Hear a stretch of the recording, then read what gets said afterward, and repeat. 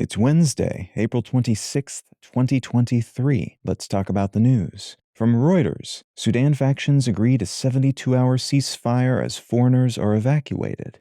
The Sudanese military and paramilitary RSF forces, which are battling for control of Sudan and killing hundreds of people in the process, have agreed to a 72-hour ceasefire meant to allow visitors and residents who want to flee cities that have become war zones the opportunity to do so. This ceasefire was mediated by the US and Saudi Arabia, and though earlier, less official truces didn't hold, that international support might make this one a bit more resilient. It's still not clear who started this conflict between the two military forces that teamed up to overthrow the previous civilian Sudanese government back in 2021, but they've never really liked each other, so it's not clear what might bring an end to their fighting beyond one side clobbering the other until they're able to claim the reins of government for themselves alone.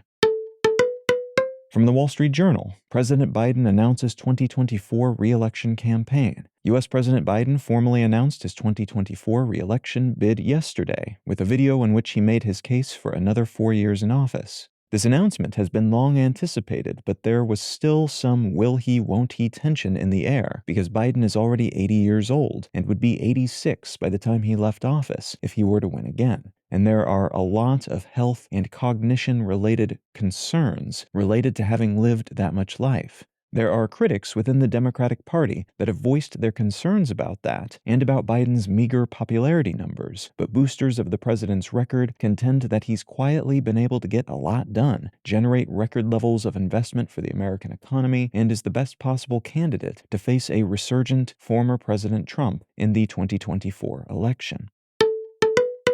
And from NPR News, Tucker Carlson ousted at Fox News following network's $787 million settlement.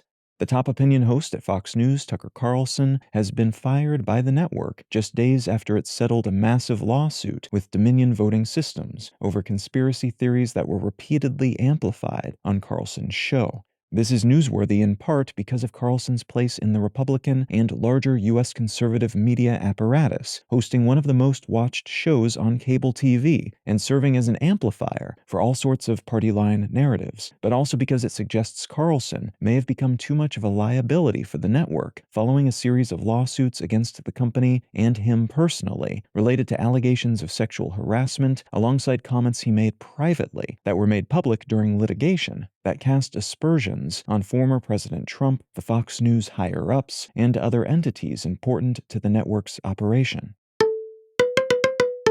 If you're finding some value in One Sentence News, consider leaving a quick review wherever you get your podcasts and/or sharing the show with a friend. You can find out more about this show or subscribe to the email version at onesentencenews.com. And you can support this and other related projects, like the Let's Know Things and Brain Lenses podcasts, at understandery.com.